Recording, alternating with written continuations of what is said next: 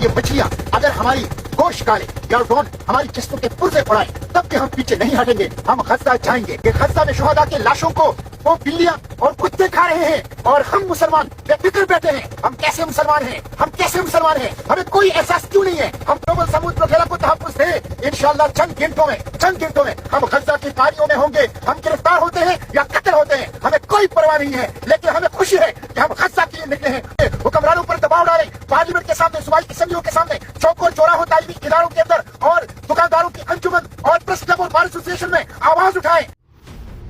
पिछले 17 दिन से सेनेटर मुश्ताक हमें रोज़ाना की बुनियाद पर अपडेट्स करते दिखाई दे रहे हैं। ग्लोबल स्मूथ फ्लोटेला के बारे में वो रोज़ाना खबर दे रहे हैं। कितना सफ़र हो चुका है, कितना सफ़र रह गया है। वो रोज़ाना हमारे ज़मीर को झंझोड़ने की कोशिश कर रहे हैं कि उठो, जागो, अपने सोए हुए ज़मीर को जगाओ।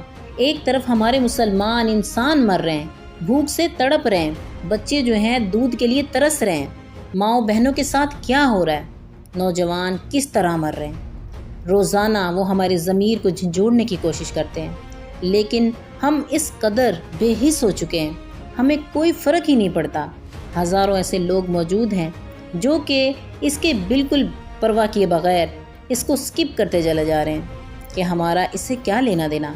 अगर आप इंसान हैं, वाकई आपका इससे लेना देना है, खुदारा खुद को जगाइए, खुद के अंदर थोड़ी सी हमदर्दी, थोड़ी सी इंसानियत पैदा करें। हम लोग आज इस मुकाम पर खड़े हैं कि ईमान तो एक साइड पर रखें ना, ईमान तो एक अलग बात है। ईमान से निचले दर्जे पर जो इंसानियत है वो हमारे अंदर ख़त्म हो चुकी है। 17 दिन हो चुके हैं, लेकिन हुकूमत की तरफ से कोई इक़दाम हमें दिखाई नहीं देता।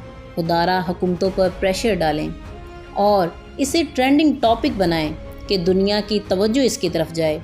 खुदारा कुछ करें, चाहे पोस्ट के ज़रिए, चाहे स्टेटस लगाएं, स्टोरीज़ पर लगाएं, लेकिन अपना फ़र्ज़ समझते हुए रोज़ाना की बुनियाद पर फ़लस्तीन के लिए, गज़ा के लिए, ग्लोबल स्मूथ फ्लोटेला के लिए आवाज़ उठाएं और अपना हिस्सा इसमें शामिल करें, क्योंकि कल को आपने अल्लाह के सामने जवाब दे होना है।